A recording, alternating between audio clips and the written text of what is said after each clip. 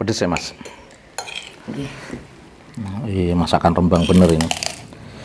Ini orang Brebes pinter masak masakan Rembang. Kami dari Rembang.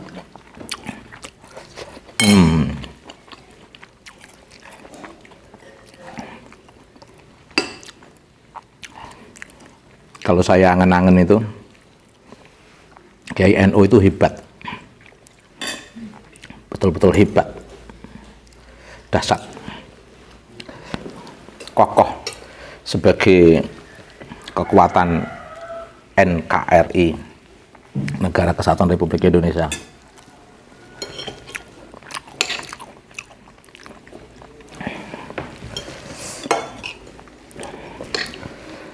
Tapi anehnya juga selalu menjadi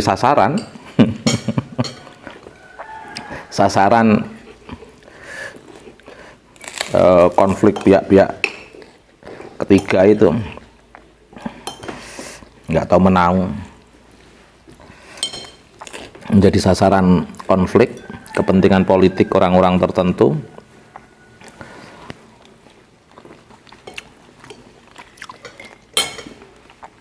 Tapi nggak goyah, nggak terpengaruh, tetap fokus pada bagaimana mempertahankan NKRI. Itu kelebihan KKNU menurut saya.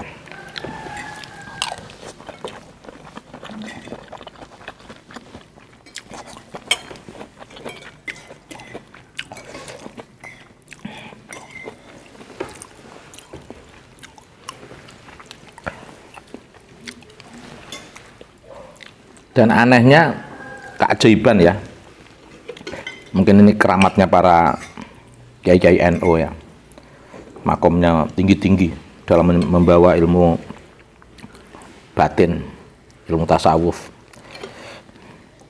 dan gigih dalam mempertahankan ilmu ulama-ulama fikih, dan total dalam menjaga tauhid yang diajarkan oleh ulama-ulama dari arus utama Ahlussunnah wal Jamaah.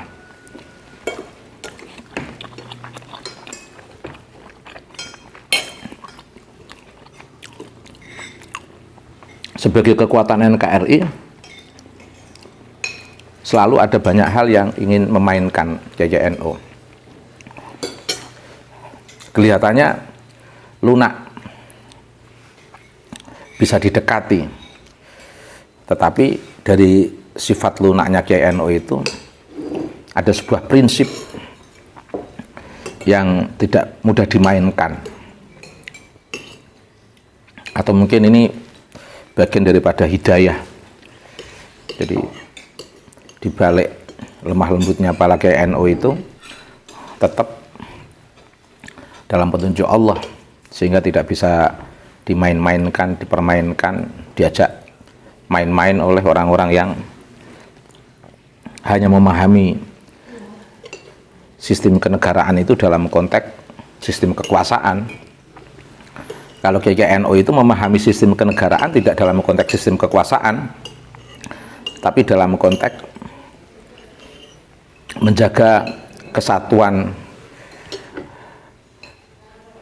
atau menjaga keragaman dari variasi berbagai masyarakat bangsa yang beraneka ragam ini, sehingga berbagai masyarakat dengan beraneka ragam kebudayaan itu bisa disatukan dalam Negara Kesatuan Republik Indonesia. Dan ini tidak terlepas dari keterlibatan KKNU tanpa menutup diri dengan berbagai komunitas, terbuka, tapi juga tetap berpegang pada prinsip.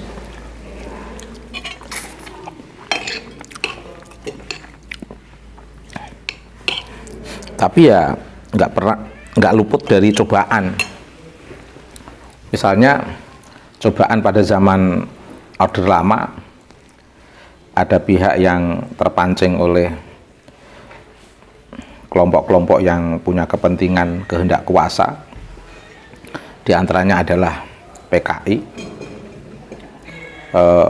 tanpa pikir panjang dari kelompok PKI dengan sumbu pendek politik mereka menyasar para kiai-kiai NU. Akhirnya banyak kiai-kiai NU, masyarakat santri pada saat itu yang menjadi korban pembunuhan PKI. Tapi biaunilah dengan pertolongan Allah, akhirnya para kiai mendapatkan satu kekuatan membangun semangat generasi muda NU di bawah komando Banser, bisa menghadang kekerasan yang dilakukan oleh PKI. Sehingga pada saat itu betul-betul kiai NU itu melakukan perlawanan terhadap Partai Komunis Indonesia, terlepas dari siapa yang mengadu domba. Tapi konflik itu real, dilakukan oleh para kiai NU berhadapan dengan PKI. Nah, apa cobaannya di Orde Baru? 32 tahun itu kiai NU itu berada dalam kelompok pinggiran, dibutuhkan pada saat pemilu, dibutuhkan suaranya, dimainkan. Para kiai-kiai itu dituntut untuk ikut terlibat dalam kegiatan Partai Golkar, dan bahkan ada intimidasi yang dilakukan oleh kelompok-kelompok elit Orde Baru, dan kalau nggak ada benernya para kiai-kiai dikriminalisasi, betul-betul dikriminalisasi kiai-kiai NU itu, kelompok yang dikorbankan Orde Baru. Sehingga 32 tahun itu pesantren itu yang bangun pondok dari sakunya kiai sendiri. Bahkan banyak kiai di lingkungan NU di Orde Baru itu anti membuat proposal, tangguh-tangguh kiai-kiai saat itu. Bahkan ada kiai yang mau ditemui Presiden Soeharto aja tidak mau.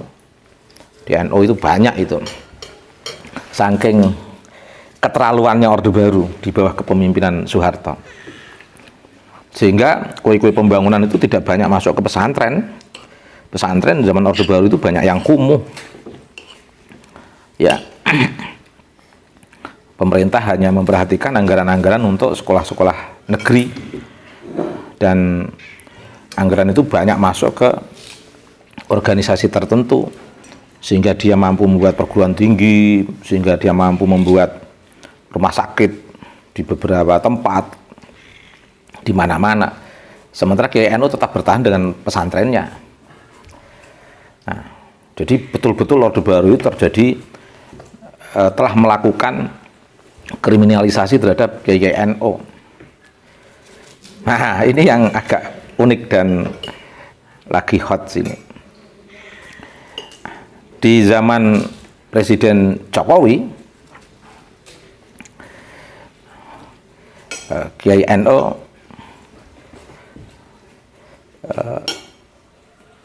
partisipasi politik untuk kenaikan Presiden Jokowi sangat kuat. Tapi begitu Jokowi jadi presiden juga ditinggal juga. Tapi tidak apa-apa, karena kiai NU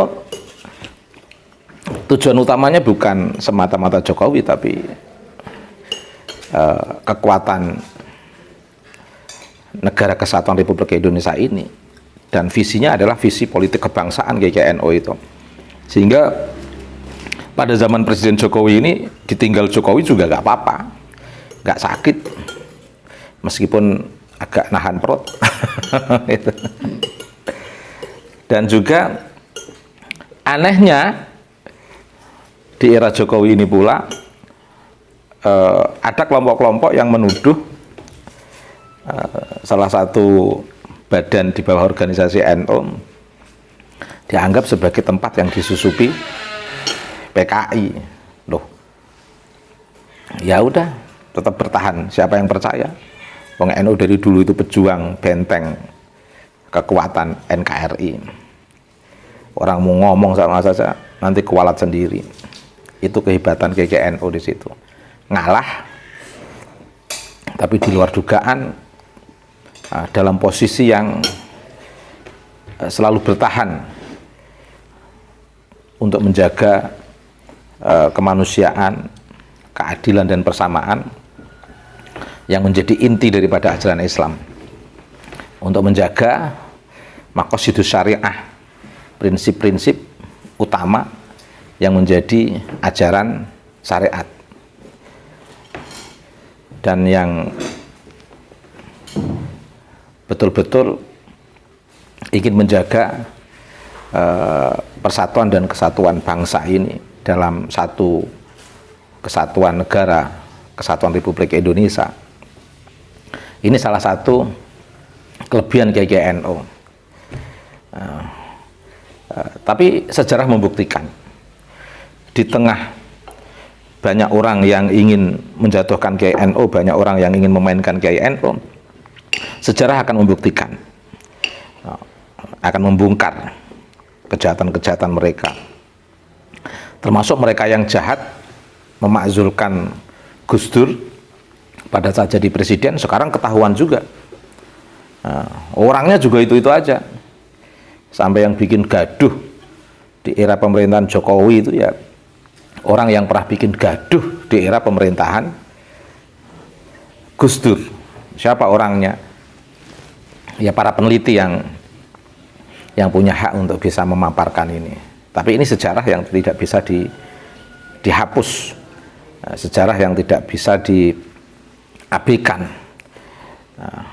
yaitu sejarah kehebatan, kelebihan, keutamaan, kekokohan, keteguhan sikap Kiai NU dalam mempertahankan negara kesatuan Republik Indonesia, benteng yang tidak terpatahkan dalam sejarah. Karena memang